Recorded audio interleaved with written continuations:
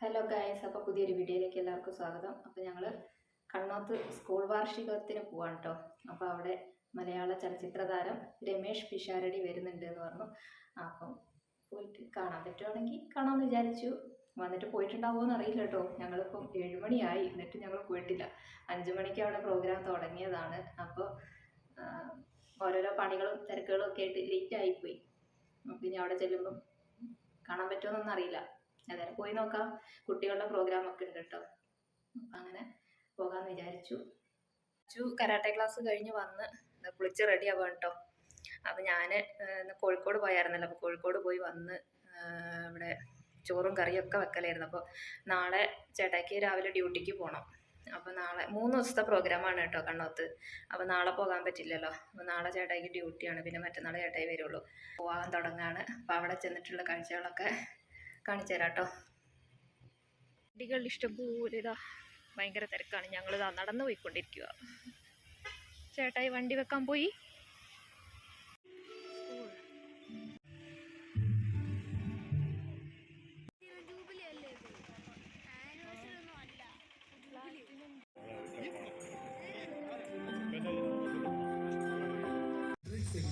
നേതൃത്വത്തിൽ സ്ഥാപിതമായ കണ്ണോത്തിന്റെ ഈ യോഗം ആരംഭിക്കുന്നതിന് അല്പം മുമ്പ് നമ്മൾ ഇവിടുത്തെ പൂർവ്വ അധ്യാപകനും ചിത്രകാരനും ശില്പിയുമായ ശ്രീ ദേവസ്യ ദേവഗിരിയുടെ ഒരു ചിത്ര പ്രദർശനം ഇവിടെ ക്രമീകരിച്ചിട്ടുണ്ട്. അതിൻ്റെ ഉദ്ഘാടനം ചെയ്തത് നമ്മുടെ പഞ്ചായത്തിൻ്റെ പ്രിയങ്കരിയായ പ്രസിഡന്റ് ശ്രീമതി നജ്മുന്നീസ ഷരീഫാണ്. നമ്മുടെ സ്കൂളുമായി ബന്ധപ്പെട്ട ഏതവസരങ്ങളിലും നമ്മോടൊപ്പം ആത്മാർത്ഥമായി സഹകരിക്കുന്ന പഞ്ചായത്ത് പ്രസിഡന്റ് ശ്രീമതി നജ്മുന്നീസ ഷരീഫിനെ സസന്തോഷം ഈ വേദിയിലേക്ക് സ്വാഗതം ചെയ്യുന്നു.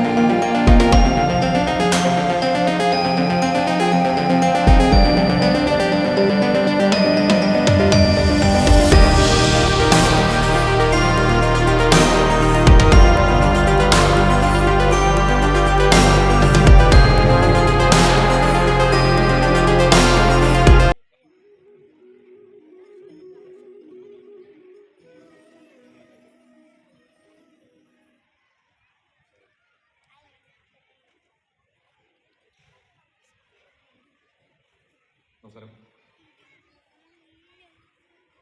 വേദിയിലിരിക്കുന്ന വിശിഷ്ട വ്യക്തികൾ, ഈ പ്രദേശത്തിൻ്റെ സാമൂഹികവും സാംസ്കാരികവുമായ ഉന്നമനത്തിന് ചുക്കാൻ പിടിക്കുന്ന ആ രംഗത്തെ പ്രഗത്ഭരായ ആളുകൾ, പ്രധാന അധ്യാപകർ, അനധ്യാപകർ, PTA മറ്റ് പ്രവർത്തക സുഹൃത്തുക്കൾ, ഇവിടെ എത്തിയിട്ടുള്ള മാധ്യമങ്ങൾ, രക്ഷിതാക്കൾ, സർവോപരി ഇവിടെ ഈ 75 വർഷങ്ങളിലായി പലപ്പോഴും പഠിച്ചിറങ്ങിയവരും പഠിച്ചുകൊണ്ടിരിക്കുന്നതുമായിട്ടുള്ള വിദ്യാർത്ഥിനി സുഹൃത്തുക്കളെ, പ്രിയപ്പെട്ട അപ്പച്ചൻ സാർ തുടങ്ങി ഇവിടെ കൂടിയിരിക്കുന്ന എല്ലാവർക്കും എൻ്റെ വിനീതമായ നമസ്കാരം. ഞാൻ ഈ അവസരത്തിൽ പറയുന്നു, വിനീതമായ നമസ്കാരം.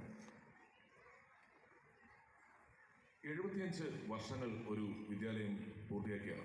ഞാനിപ്പോൾ സദസ്സിലിരുന്നു, വേദിയിലിരുന്നുകൊണ്ട് ആലോചിക്കുകയായിരുന്നു, ഒരു 10-75 വർഷങ്ങൾക്ക് മുമ്പ് ഇങ്ങനെ ഒരു വിദ്യാലയം ഇവിടെ തുടങ്ങുന്നു. എനിക്ക് സ്വാതന്ത്ര്യം കിട്ടിയിട്ട് കുറച്ച് സമയമേ ആയിട്ടുള്ളൂ. അപ്പോഴൊരു വിദ്യാലയം തുടങ്ങുന്നു.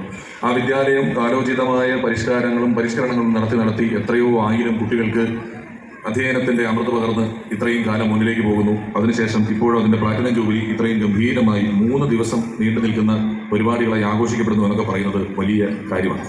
എന്നെ സംബന്ധിച്ചിടത്തോളം ഇതിലെ ഒരു സ്വകാര്യ സന്തോഷം എന്ന് പറയുന്നത്, നമ്മൾ പലപ്പോഴും സ്കൂളിൽ ഒരു 20 വയസ്സ് വരെയൊക്കെ, ഒരു 4, ഇപ്പം അത് 2.5-3 വയസ്സാണ്, 2.5-3 വയസ്സ് തുടങ്ങി 20 വയസ്സ് വരെയൊക്കെ സ്കൂളുകളിൽ പഠിച്ച് അതിനുശേഷം പുറത്തേക്ക് ഇറങ്ങുമ്പോൾ ഒരാൾ ചോദിക്കുകയാണ്, നീ 10-20 വർഷം പഠനം എന്നൊരു കാര്യത്തിന് വേണ്ടി മാത്രം മാറ്റിവെച്ചില്ലേ? ഇങ്ങനെ മാറ്റിവെച്ച നിന്റെ ഓർമ്മയിൽ നിന്നും സ്കൂളിലെ ഒരു 4-5 ദിവസങ്ങൾ പറയൂ എന്ന് അവർ പറഞ്ഞാൽ, നമ്മൾ ഒരിക്കലും റെഗുലർ ഡേയ്സ് രാവിലെ വന്ന് പഠിച്ച് അടികൊണ്ട് ക്ലാസ്സിന് പുറത്ത് നിന്ന് ഉത്തരം പറഞ്ഞ് സമ്മാനം കിട്ടിയൊന്നും പോയാൽ ഒരു സാധാരണ ദിവസമായിരിക്കില്ല നമ്മൾ പറയുക. നമ്മൾ പറയുന്ന ദിവസം ഇതുപോലെ എന്തെങ്കിലും പ്രത്യേകതകളുള്ള നമ്മുടെ അച്ഛനമ്മമാരും സുഹൃത്തുക്കളും എല്ലാം ഒത്തുകൂടി ഈ സ്കൂളിംഗ് ടൈമിൽ അല്ലാതെ ഈ സ്കൂളിനെ കണ്ടിട്ടുള്ള ഏതെങ്കിലും ഒരു ദിവസമായിരിക്കും നമ്മൾ ഓർത്ത് പറയുക. അങ്ങനെ ചിന്തിക്കുമ്പോൾ ഈ സ്കൂളിനെ പറ്റിയുള്ള ഇവിടുത്തെ വിദ്യാർത്ഥികളുടെ നല്ല ഓർമ്മകളുടെ കണക്ക് പുസ്തകത്തിൽ സുവർണ്ണ ലിപികളിൽ എഴുതി വെക്കുന്ന ഒരു ദിവസമായിരിക്കും ഈ ദിവസം.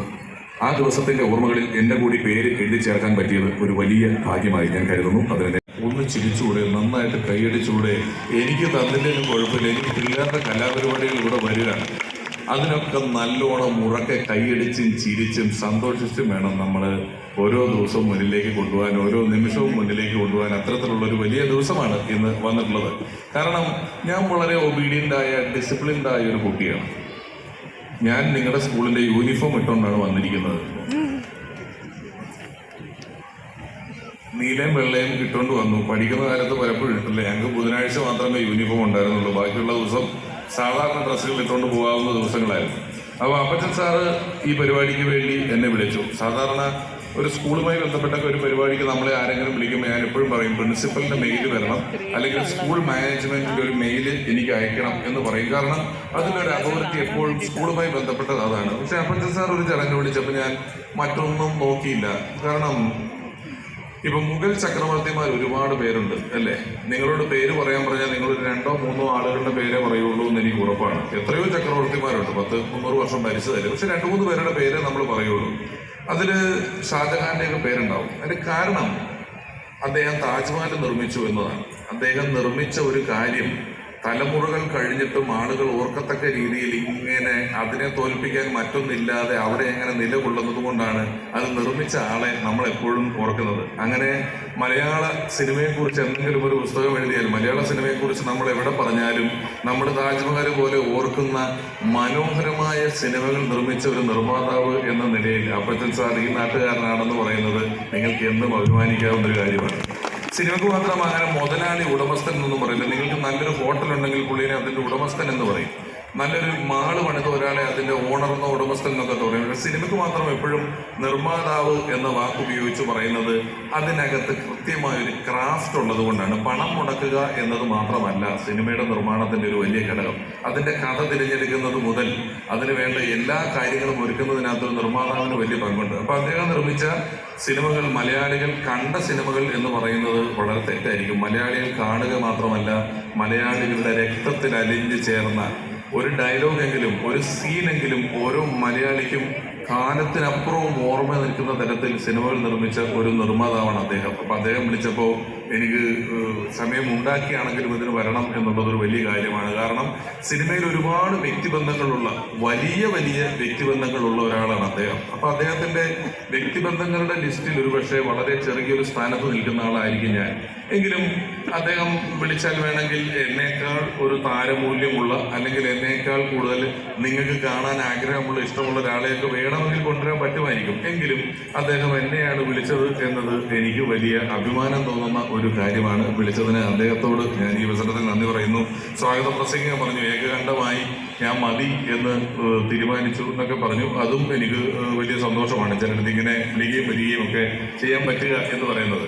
ഞാൻ പിന്നെ ഒരു 10 മിനിറ്റ് വൈകി. അത് എൻ്റെ ബോധപൂർവം ചെയ്തതാണ്. ഈ പ്രദേശത്ത് എത്തിയിരുന്നു. സാധാരണഗതിയിൽ നമ്മൾ കൃത്യസമയത്തോ 5 മിനിറ്റോ മുമ്പോ വന്നാൽ സ്കൂളുകളിലെ പരിപാടിക്ക് നമ്മളെ പ്രിൻസിപ്പലിൻ്റെ മുറി കൊണ്ടുപോയിട്ടിരുന്നു.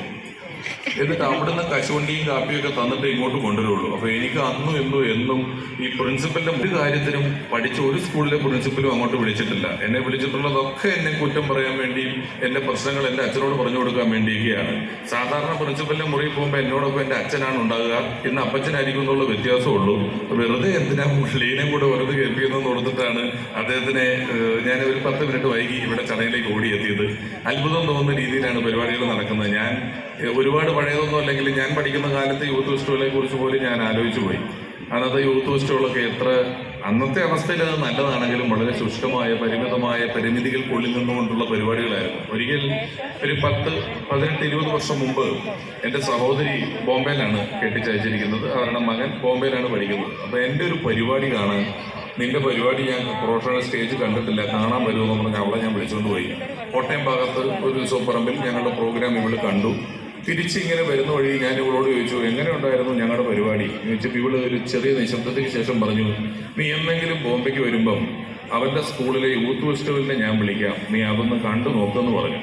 എനിക്ക് വല്ലാത്ത നാണക്കേടായി. കാരണം പിള്ളേരുടെയൊക്കെ പരിപാടികൾ ബോംബെയിലൊക്കെ അന്നേ വീഡിയോ വാളും കാര്യങ്ങളൊക്കെ വെച്ച് നടത്തുകയാണ്. ഇന്ന് ഇവിടെ വന്ന് കാണുമ്പം ഇത്രയും ലൈറ്റും നമ്മളൊരു പ്രൊഫഷണൽ പ്രോഗ്രാമിൽ വെക്കുന്ന അത്രയും നല്ല സൗണ്ട് സിസ്റ്റവും ലൈറ്റും വീഡിയോ വാളും ക്യാമറയും സെറ്റപ്പുകളും എല്ലാമായിട്ടാണ് കുഞ്ഞു കുട്ടികൾ ഉൾപ്പെടെ റിഹേഴ്സൽ ചെയ്ത് പഠിച്ച് ഇത്രയും ഗംഭീരമായി ആഘോഷിക്കുന്നത്. ഇതിന് പിന്നിൽ ഇവിടുത്തെ അധ്യാപകരുടെ അക്ഷീണമായ പരിശ്രമമുണ്ട് എന്ന് ഞാൻ ഉള്ളൊരു ഉത്തമ ബോധ്യമുള്ളതുകൊണ്ടും ഇനിയും ഞാൻ സംസാരിക്കുന്നില്ല. ഒട്ടും സംസാരിക്കാതെ പോയാൽ അതൊട്ട് മര്യാദയുമല്ല എന്നുള്ളത് കൊണ്ടാണ് ഇത്രയും സംസാരിച്ചത്. എങ്കിലും എന്തെങ്കിലും ഒരു ഇനം അവതരിപ്പിക്കേണ്ട പോകുന്നതിനകത്തും ഒരു മാന്യത കുറവുണ്ട്. പ്രസംഗത്തെക്കാൾ കൂടുതലും ഞങ്ങളെ പോലുള്ളവരിൽ നിന്ന് എപ്പോഴും നിങ്ങൾ ഇത്തരത്തിലുള്ള ഒരു എന്താ പറയുക പരിപാടികളൊക്കെയാണ് പ്രതീക്ഷിക്കുന്നത്. നമ്മൾക്ക് ഒരു 200 വർഷം മുമ്പ് മനുഷ്യനെ കൃഷി ചെയ്യാൻ അറിഞ്ഞാൽ അവന് ജീവിക്കാൻ പറ്റുമായിരുന്നു, തൊഴിൽ ചെയ്യാൻ പഠിച്ചാൽ ജീവിക്കാൻ പറ്റുമായിരുന്നു, വിദ്യാഭ്യാസം ഒരു വലിയ കാര്യമായിരുന്നു. ഇന്ന് ലോകം എത്തി നിൽക്കുന്ന ഒരു പോയിന്റ് എന്ന് പറയുന്നത്, ഇന്ന് നമ്മൾ എന്ത് കോഴ്സ് പഠിച്ചാലാണ് 20 വർഷങ്ങൾക്കപ്പുറം ആ കോഴ്സിനൊരു റെലവൻസ് ഉണ്ടായിരിക്കുക എന്ന് നമുക്ക് പറയാൻ പറ്റാത്ത രീതിയിൽ ടെക്നോളജി വളർന്നുകൊണ്ടിരിക്കുന്ന ഒരു കാലത്താണ് വിദ്യാഭ്യാസം നിൽക്കുന്നത്. ഞാൻ നിങ്ങളുടെ റിപ്പോർട്ട് കണ്ടു. ചന്ദ്രദിനം, വൈക്കം മുഹമ്മദ് ബഷീർ അനുസ്മരണം, പ്രകൃതി ദിനം, അങ്ങനെ എന്തെല്ലാം കാര്യങ്ങളായിട്ടാണ് നിങ്ങൾ കുട്ടികളെ എൻഗേജ് ചെയ്യിക്കുന്നത്, അവരെ എന്തെല്ലാം കാര്യങ്ങളുമായിട്ടാണ് പൊരുത്തപ്പെടുത്തി ജീവിക്കുന്നത് എന്നുള്ളത് വലിയ കാര്യമാണ്.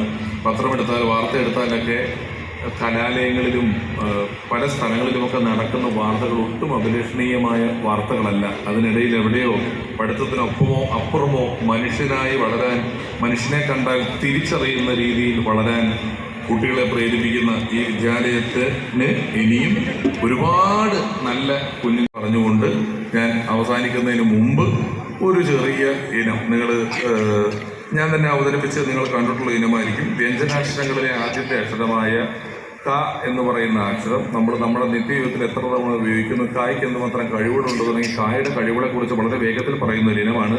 ഇതൊരു സ്കൂളായതുകൊണ്ടും ഇതങ്ങനെ ഒരു തമാശയ്ക്കപ്പുറം ഒരു പഠനത്തിൻ്റെ പ്രസക്തിയുള്ള ഒരിനമായതുകൊണ്ടും ഇത് ഞാൻ അവതരിപ്പിക്കുകയാണ്. വ്യഞ്ജനാക്ഷരങ്ങളിലെ ആദ്യത്തെ അക്ഷരമായ ക നമ്മുടെ നീളത്തിൽ എത്ര തവണ ഉപയോഗിക്കുന്നു, കായ്ക്ക് എന്തുമാത്രം കഴിവുകളുണ്ട് തുടങ്ങി കായുടെ കഴിവുകളെക്കുറിച്ച് ഞാൻ വളരെ വേഗത്തിൽ പറഞ്ഞു തുടങ്ങിയാണ്. തലച്ചോറും നാക്കുമായിട്ടുള്ള കണക്ഷൻ വീഴിച്ചുകൊണ്ടുള്ള ഇനമാണ്.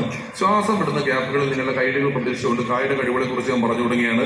കലാകേരളത്തിലെ കഴിവുള്ള കലാകാരന്മാരെ കൈഡികൾ കൊണ്ട് കുളിരി പൊരിപ്പിക്കണേയും കൂടിയിരിക്കുന്ന കുടുംബങ്ങൾക്ക് എൻ്റെ കൂപ്പയ്ക്കുള്ള കായ്ക്കാണ് കാര്യങ്ങളിൽ കട്ടി കുട്ടികളുടെ ലക്ഷ്യം ക്രിക്കറ്റിൽ എൻ്റെ കളിക്കറങ്ങുന്ന കോഴയിലെടുക്കുക കാമ്പിളി കുമ്പിളെ കനേക്കർ കബത്തിനോ കാകാരന്മാരല്ലേ അമേരിക്കയിലെ ക്ലിന്നിട്ട് കാമിക്ക് മോണിക്കൽ ലെവൻസ്കി 2 ലോകത്തിൽ നടക്കുന്ന സ്കൂട്ടർ സൈക്കിളിൽ കായുണ്ട്. കരയിൽ കാണുന്ന കല്ല് കട്ട കടൽക്കാറ്റെല്ലാം കായല്ലേ കേട്ടിലെ കൊള്ളാവുന്ന കാര്യം കാ മാത്രമാണ്. കാകാരമാണ് കേരളത്തിന്റെ കരുത്തുള്ള ആകാരം. കരുത്തന്മാരെ കീഴ്പ്പെടുത്തുന്ന 4 കാര്യങ്ങളാണ് കാമം, ക്രോധം, കല്ല്, കാമിനി. 4 കായുണ്ട്. കവിഴി കേമൻ കാളിദാസൻ, കഥകളി കേമൻ കഥകളി, കേമനാരാ കള്ളന്മാരി കേമന കായങ്ങളും കൊച്ചുണ്ണി. ഇതിന് കുരിശാൻ തോന്നുന്നതിൽ കുരിശ് കിടന്ന് ക്രിസ്തുവിനുണ്ട് മറ്റൊരുക. ക്രിസ്തു കൃഷ്ണൻ കന്യാമരയും കാശ കുർബാന കബറ് കല്ലറ കാശുരൂപം കൊന്ത. കാശ് കുറഞ്ഞാലോ കടം കയറിയാലോ കരഞ്ഞും കൊണ്ട് കുടിക്കും. കല്ല് കള്ളാണെങ്കിലും കൊല്ലം കല്ലുവാതിക്കൽ എന്ന് കുടിച്ച കാര്യം പറയും. ഇനി ഞാൻ കേരളത്തെക്കുറിച്ച് പറയാം. കേരളം എന്ന് തുടങ്ങുന്നതിന്റെ കായലാണ്. കന്യാകുമാരിക്കും കാസർഗോഡ് ഇടയ്ക്കാണ് കേരളം കൂനി കൂടി കുടികൊള്ളുന്നത്. കൂടാതെ കൂടുതൽ കാകൊണ്ടുള്ള ജില്ലകളാണ് കേരളത്തിൽ കേൾപ്പിച്ചരം, കൊല്ലം, കോട്ടയം, കോഴിക്കോട്, കണ്ണൂർ, കാസർഗോഡ്. കാശ്മീരിന്റെ കണ്ണ് കുടുംബ കേരളം കാണുവാനാണ്. കാട്ടിൽ കാണുന്ന കൂട്ട് കയ്യാങ്കളിൽ കേരളത്തിൽ കാണാനേ ഇല്ല. കരക്കും കടലും വെളിയിൽ കേര വൃക്ഷങ്ങളുമായി കേരളം കുടികൊള്ളുന്നു. കേരളത്തെ കാടുകളിൽ കലുവ, കരടി, കഴുത, കലമാ, നഗരി, കട്ടണ, കാട്ടുപോത്ത്, കുയിൽ, കുരങ്ങൻ, കീരി, കുരങ്ങൻ, കുതിര, കോഴി, കുട്ടക്ക, കൊപ്ര, കരികുരങ്ങ് എന്നീ കാട്ടുമൃഗങ്ങളും കലയാണെന്ന് തോന്നുന്നത് കലയിൽ കൂടുന്ന കായാണ്. കൂട്ടുകൂട്ടിയാട്ടം, കാവലിയാട്ടം, കൂർത്തോട്ടം, കുത്തിയോട്ടം, കടുവടി, കോൽകളി, കോലന്തൽ, കുമ്മാട്ടി, കഥകളി. ആയോധന കഥകൾ 3 കായാണ്. കരാട്ടെ, കളരി, കുംഫു. കാണുന്നതും കാണാത്തതുമായ അവയവങ്ങളൊക്കെ കായാണ്. കൈ, കല്ല്, കണ്ണ്, കാത്, കരട്, കവിള്, കഴുത്ത്, കട്ട, കൺപീലി, കർണ, കുംഭ, കുടവയ, കൃഷ്ണമണി എല്ലാം കായാണ്. ഇനി കേരളത്തിലെ രാഷ്ട്രീയക്കാരെ കുറിച്ച് പറയാം. കേരളത്തിലെ രാഷ്ട്രീയക്കാരെല്ലാം കാകാരന്മാരുണ്ട്. കോൺഗ്രസ്, കമ്മ്യൂണിസ്റ്റ്, കാമാനം, കട്ടൗട്ട്, കള്ളപ്പണം, കയ്യാങ്കടി, കൈട്ടോരം, കൊല, കത്തിക്കുത്ത്, കുട്ടികെടുപ്പ്, കൊള്ള, കൂട്ടുപണി ഏറെയിൽ വരെ എത്തിയിരിക്കുന്നു കേരളത്തിലെ രാഷ്ട്രീയക്കാർ. ഇനി ഇതിനുള്ള സിനിമാ താരങ്ങളെ ചോരാൻ കണ്ണ് കാണാത്ത പുറനായി കാണികളെ കരയിപ്പിക്കാൻ കലാഭൂമണി കായലഭിക്കുന്ന കാട്ടിലെ മാനിൽ എന്ന കാകാനമാണ് പാടിയത്. കരകോരും എല്ലാത്ത കുട്ടികൾ മരത്ത് കരുമാടി കുട്ടനായപ്പോൾ കൈകൊട്ട് പെണ്ണെ എന്ന് തുടങ്ങുന്ന മറ്റൊരു കാകാനമാണ് പാടിയത്. കുള്ളനെയും കുബേരനെയും കർഷകനെന്ന കമലഹാസനും കായുണ്ട്. നടുക്ക് കയറുള്ള ശക്തിയിലായിരുന്നു കേരളത്തെ കൗമാരക്കരയും കോളേജ് പറയുമ്പോൾ കോരി തിരിപ്പിച്ചുകൊണ്ടിരുന്നത്. കൂടാതെ കനകത, കൽപ്പന, കാവേരി, കൊട്ടരക്കര, കാവ്യമാക്കും, കൊഞ്ചും കുഞ്ചാക്കും, കൈകുടുംബ, KPSL, കൈതപ്പുറം, KGS പട്ടേലും എല്ലാം കാകാരമാണ്. ഇനി ഞാൻ കണ്ടുതീർത്ത സിനിമകളെ കുറിച്ച് പറയാം. ഞാൻ കണ്ടുതീർത്ത മിക്ക സിനിമകളും സിനിമകളാണ്. ചിലപ്പോൾ സിനിമകളല്ല. ഞാൻ കണ്ടുതീർത്ത സിനിമകൾ ഏതൊക്കെയാണെന്ന് പറയാം. കമലതം, കന്മതം, കളിയാട്ടം, കളിവലി, കളിക്കളം, കളിവിഞ്ഞാല്, കഴകൻ, കമ്പോടം, കടൽ, കമ്മീഷ, കർമ്മ, കഥാനായകൻ, കണ്ണടക്കടോ, കത്തണം പണ്ണത്, കള്ളം കല്ലിച്ചൽ, കല്ലിച്ചെല്ലുമ്പോൾ കടലിൽ കിടന്ന് കടിഞ്ഞു കല്ലിന്, കരണപ്പല്ലിന്, കള്ളം കച്ചേരി, കളമശ്ശേരി, കല്യാണം, കടപ്പടക്കമ്പടി, കടമടന്ന്, കല്ലിനാട്ടിന്, കല്ലിക്കാറ്റ്, കടക്കാറ്റ്, കടവ്, കല്ലോണ്ടിരുമണ്ണ്, കന്യാമൊരു കവിത, കണ്ടും പച്ചപ്പൊട്ട്, കാട്ടുതെളിവിൽ, കാക്കപ്പടനും, കാതുകാതനും, കാണമരത്ത്, കാരുണ്യം, കാട്, കാലാപ്പല്ലി, കാടകം, കാണാക്കനവും, കാഞ്ചനം, കാവടിയേട്ടം, കാട്ടുകുതിര, കാശ്മീരും, കാപ്പുളിവാല, കിരീടം, കിളിങ്ങി, കിളിക്കാൻ പറ്റി, കിഴുക്കുറുപിടിച്ച്, കുറുപ്പിനെ കണസും, കുലപതി, കൊല്ലം, കൊക്കരപ്പോയി കഴിഞ്ഞ്, KGF കഴിഞ്ഞ്, കാന്താനയും കഴിഞ്ഞ്, കിങ് ഓഫ് കൊത്തയും കഴിഞ്ഞ്, കണ്ണൂർ സ്ക്വാഡ് വരെ എത്തിയിരിക്കുന്നു. കായലിറങ്ങിയ സിനിമകൾ എന്ന് പറഞ്ഞുകൊണ്ട് ഇനി അവിടെയൊന്നും കായലിറങ്ങി നിങ്ങൾ വിഷമിക്കേണ്ട. കാര്യപരിപാടി എന്ന് പറയുന്നതിനകത്തുണ്ടുക, സ്കൂൾ എന്ന് പറയുന്നതിനകത്തുണ്ടുക, വാർഷികം എന്ന് പറയുന്നതിൻ്റെ അവസാനം ഉണ്ടിരിക്കുക. ഇവിടെ ഒന്നും പേടിക്കേണ്ട. കോഴിക്കോടിലുണ്ടിരിക്കുക, കണ്ണോത്ത് എന്ന് പറയുന്നതിനകത്തുണ്ടൊരു വലിയ ഇത്തരം പറഞ്ഞുകൊണ്ട് ഞാൻ നിർത്തുന്നു. നന്ദി. അടുത്തതായി വിവിധ മേഖലകളിൽ കഴിവ് തെളിയിച്ച പ്രതിഭകൾക്കുള്ള ഉപഹാര സമർപ്പണമാണ്. ഈ ഉപഹാരം നൽകുന്നതിനായി ശ്രീ രമേഷ് പിഷാരടിയെയും ഉപഹാരം ഏറ്റുവാങ്ങുന്നതിനായി ശ്രീ ദേവസ്യ ദേവഗിരി, ശ്രീ ജോഷി ബെനഡിക്ട്, ഈ വിദ്യാലയത്തിലെ അധ്യാപകരായ Robinson Thomas, Noufal PM, Jafar Sadiq എന്നിവരെയും സ്നേഹപൂർവ്വം ക്ഷണിക്കുന്നു. രാഷ്ട്രപതിയിൽ നിന്ന് മികച്ച ആനിമേഷൻ ചിത്രത്തിനുള്ള ദേശീയ അവാർഡ് കരസ്ഥമാക്കിയ ശ്രീ ജോഷി ബെനഡിക്ട്.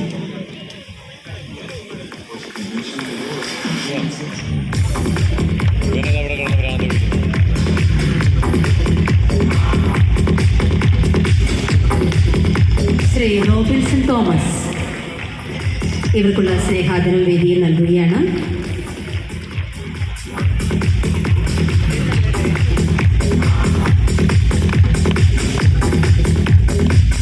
അടുത്തതായി പ്രമുഖ ചിത്രകാരനും ശില്പിയുമായ ശ്രീ ദേവസ്യ ദേവഗിരിക്കുള്ള സ്നേഹാദരം നൽകപ്പെടുന്നു. പ്ലാറ്റിനം ജൂബിലിയുടെ ഭാഗമായി നാളെ നമ്മുടെ സ്കൂളിൽ അനാച്ഛാദനം ചെയ്യപ്പെടുന്ന ഗാന്ധി പ്രതിമയുടെ ശില്പിയും ഈ സ്കൂളിലെ പൂർവ്വ വിദ്യാർത്ഥിയുമാണ് ശ്രീ ദേവസ്യ ദേവഗിരി.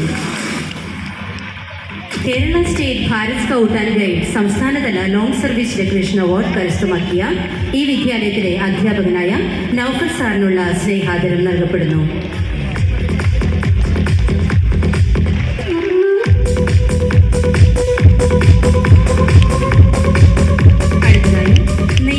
പുസ്തകോത്സവത്തിൽ പ്രകാശനം ചെയ്ത തീക്കല്ലുകൾ എന്ന കവിതാ സമാഹാരത്തിന്റെ രചയിതാവും ഈ വിദ്യാലയത്തിലെ അറബിക് അധ്യാപകനുമായ ജാഫർ സാദിഖിനുള്ള ഉപഹാര സമർപ്പണം വേദിയിൽ നൽകപ്പെടുന്നു.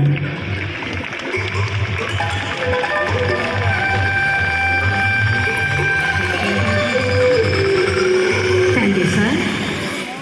ഈ ധന്യമുഹൂർത്തത്തിൽ ആശംസയർപ്പിച്ച് സംസാരിക്കുന്നതിനായി പുതുപ്പാടി ഗ്രാമപഞ്ചായത്ത് പ്രസിഡന്റ് ശ്രീമതി നജ്മുനിസ ഷെരീഫ്. പണ്ടേ വിഷമമുള്ളൊരു വിഷയമായിരുന്നു. കുറുവാച്ചൽ ജോർജ് സാർ എവിടെയെങ്കിലും ഇരിപ്പുണ്ടെങ്കിൽ അദ്ദേഹം ഇല്ലെങ്കിൽ ടീച്ചറൊന്ന് പറഞ്ഞു കൊടുക്കണം ചെയ്യാൻ ടീച്ചർ. എൻ്റെ ഒരുപാട് കണക്ക് പഠിപ്പിച്ചിട്ട് ഞാൻ ശരിയായില്ല. ഇപ്പോഴും എൻ്റെ കണക്കുകൂട്ടൽ പലപ്പോഴും കുഴപ്പമില്ല. അത് സാറിൻ്റെ കുഴപ്പമല്ല, എൻ്റെ കുഴപ്പമല്ല, എൻ്റെ കുഴപ്പം തന്നെയാണ്. അപ്പോൾ അങ്ങനെ ഈ സ്കൂളിൽ പഠിച്ചു പോയി. ഇതിൻ്റെ 50ാം വാർഷികം ആഘോഷിച്ച് ഞാൻ ഓർക്കുന്നുണ്ട്. അന്ന് ഈ ഇതേപോലത്തെ സംഘാടക സമിതി എന്നെ ഉത്തരവാദിത്വം ഏൽപ്പിച്ചു, സിനിമാ താരങ്ങൾ വേണമെന്ന്. അന്ന് ഞാൻ മുകേഷും ജഗദീഷും സംവിധായകൻ സ്മൃതിയെ കൊണ്ടുവന്ന് ഞാൻ ഓർക്കുന്നുണ്ട്. അതിനപ്പുറത്തേക്കുള്ള ഓർമ്മ എനിക്കില്ല. പഠിച്ച കാലത്ത് നല്ലൊരു ഓർമ്മ എനിക്കങ്ങനെ കിട്ടുന്നില്ല. ഈ 50ാം വാർഷിക ആഘോഷം ഓർക്കുന്നുണ്ട്. അപ്പോൾ അത് കണ്ടിട്ടായിരിക്കണം ഇപ്രാവശ്യം വളരെ വിപുലമായിട്ടാണ് കാര്യങ്ങൾ ആഘോഷിക്കുന്നത്. അതിനു വേണ്ടിയിട്ട് പ്രശസ്തനായ ഒരു അതിഥിയെ വേണമെന്ന് സംഘാടകരോട് പറയുകയായിരുന്നു. സ്നേഹപൂർവ്വമായിട്ടുള്ള അവരുടെ ആ നിർബന്ധം എനിക്ക് നിഷേധിക്കാൻ സാധിച്ചില്ല. അവരുടെ ഏകകണ്ഠമായ അഭിപ്രായമായിരുന്നു രമേഷ് പിഷാരടിന് തന്നെ കിട്ടണമെന്ന്. അപ്പോൾ അദ്ദേഹം എൻ്റെ ഒരു സിനിമ, ഞാൻ 10-40 സിനിമ എടുത്തെങ്കിലും ഒറ്റ സിനിമയിൽ മാത്രമേ അദ്ദേഹത്തിന് എനിക്ക് ഭാഗമാക്കാൻ സാധിച്ചുള്ളൂ. അതിനുള്ള ഭാഗ്യം എനിക്കുണ്ടായിട്ടില്ല. ഞാൻ അവസാനം നിർമ്മിച്ച CBFI ബ്രെയിൻ എന്നുള്ള സിനിമ, അതിൽ അദ്ദേഹം ഒരു 10-30 ദിവസത്തോളം എൻ്റെ കൂടെ ഉണ്ടായിരുന്നു. ആ ഒരു സൗഹൃദം വെച്ചു ഞാൻ അദ്ദേഹത്തെ വിളിച്ചപ്പോൾ, സാധാരണ സിനിമാക്കാരുടെ ഒരു സ്വഭാവമുണ്ട്, എന്തെങ്കിലും ഒരു ഒഴിവ് കറഞ്ഞാൽ അത് ഒഴിവാകും. കാരണം ഇദ്ദേഹം ഇവിടെ വരണമെങ്കിൽ 2 ദിവസത്തെ, ഇന്ന് പുറപ്പെട്ടു നാളെ ഇവിടെ എത്തുള്ളൂ. എറണാകുളത്ത് ഇവിടെ വരണമെങ്കിൽ യാത്ര ചെയ്യണം, നമുക്കറിയാം. അപ്പോൾ സാധാരണ ആൾക്കാർ ഇതൊരു പ്രതിഫലേച്ഛ ആഗ്രഹിച്ചിട്ടല്ല അദ്ദേഹം വരുന്നത്. അങ്ങനത്തെ ഒരു ചിന്ത പോലും മനസ്സിലില്ല. നിങ്ങൾ ആരെങ്കിലും ഒരിക്കലും ചിന്തിച്ചിട്ടുണ്ടാവും എന്തെങ്കിലും പ്രതിഫലം അപ്പച്ചടിയെന്ന് വാങ്ങി? യാതൊന്നുമില്ല. ഒരു സ്നേഹബന്ധം മാത്രം. അതിൻ്റെ പേരിലാണ് അദ്ദേഹം ഇവിടെ വന്നിട്ട് കഷ്ടപ്പെട്ടിവിടെ വന്നത്. പിന്നെ ഒരു കാര്യം സത്യമാണ്, ഇവിടെ സ്വാഗത പ്രസംഗം പറഞ്ഞ ആൾ പറഞ്ഞതുപോലെ അദ്ദേഹം ഒരു സമൂഹത്തിനോട് കടപ്പാടുള്ള ഒരു വ്യക്തിയാണ്.